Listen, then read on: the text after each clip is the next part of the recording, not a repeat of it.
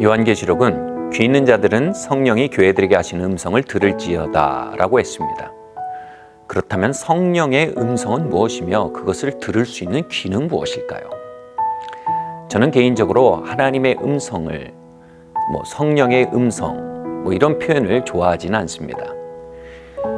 하늘이 열리고 천둥이 울리고 무언가 몸이 진동하는 체험을 동반하는 초자연적인 현상을 연상시키기 때문입니다. 건강한 초자연은 대부분 매우 자연스럽습니다. 하나님의 음성 역시 그렇습니다. 성경은 성령의 음성에 대해 이렇게 말합니다. 영의 생각은 평안과 생명이요 육의 생각은 사망이니라. 우리가 가진 생각의 흐름, 그것의 뿌리가 종종 영적이고 초자연적인 세계에 있다는 것입니다. 가룟 유다는 마귀의 책동에 의해 예수님을 팔아 넘기게 되었습니다. 그런데 요한복음은 마귀가 유다의 마음에 예수 팔려는 생각을 넣었더라라고 기록하고 있습니다. 마귀가 유다에게 말을 건 방식이 바로 그에게 생각을 넣음으로써였다는 것입니다. 가룟 유다는 아마 이런 생각을 했을 듯합니다. 예수님을 3년이나 따라다녔지만 왕이 되려고 하지 않으신다. 이쯤 예수님을 손절해야겠는데 은 30쯤에 팔아 넘긴다면 그것은 나의 퇴직 끝쯤 되겠구나. 그리고 그분은 능력이 많으시니 큰 피해 없이 빠져나오실 수 있을 것이다. 배신과 불신, 탐욕과 책임 회피, 이런 생각들은 낯선 것들이 아닙니다. 이 매우 일상적인 생각들이 바로 유다에게 말 걸어온 마귀의 음성이었다는 것입니다. 초자연은 매우 자연스럽게 저와 여러분 사이에 찾아와 있습니다. 반대의 경우도 마찬가지입니다. 성령의 언어 역시 로마서는 영의 생각이라고 표현하고 있습니다.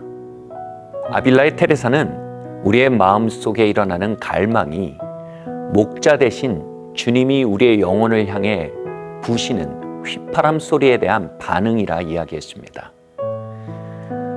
우리에게 어느 순간 은혜를 사모하는 마음이 든다고 해봅시다. 말씀을 더 읽고 알고 싶다는 마음이 든다 해봅시다. 누군가를 용서하고 섬겨야겠다는 마음이 들기도 할 것입니다. 이것은 그냥 우리의 생각이 아닙니다. 그것은 주님이 우리의 이름을 부르고 계신 것입니다. 우리의 영혼에 휘파람을 불어 왕이신 그분이 얘야 너를 가까이 두고 싶구나 초청하는 음성인 것입니다. 유다가 자신의 생각이 마귀의 음성임을 깨달았다면 그는 적극적으로 대응했을 것입니다. 마귀야 내 뒤로 물러가라 선포하고 파멸의 길에서 벗어났을 것입니다.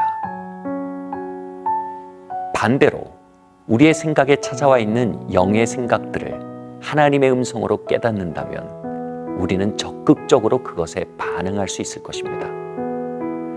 그것을 경청할 것이고 그것에 응답해 기도할 것이며 따를 것이며 예배하게 될 것입니다.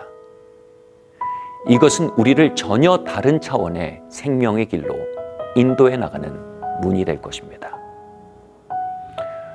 올 한 해를 향한 지옥과 천국의 전쟁은 이미 우리의 마음 가운데, 우리의 생각 가운데 벌어지고 있습니다. 그렇기에 잠언은 마음을 지키는 자가 성을 빼앗는 자보다 나음이니라. 이는 생명의 근원이 이에서 나기 때문이라고 했습니다. 한 해를 정복하기 원하십니까? 한 해가 생명과 평안으로 가득하기 원하십니까? 먼저 육신의 생각을 정복하십시오. 그리고 영의 생각을 따르기 시작하십시오. 그곳에서 생명과 평안이 가득한 한 해가 시작될 것입니다.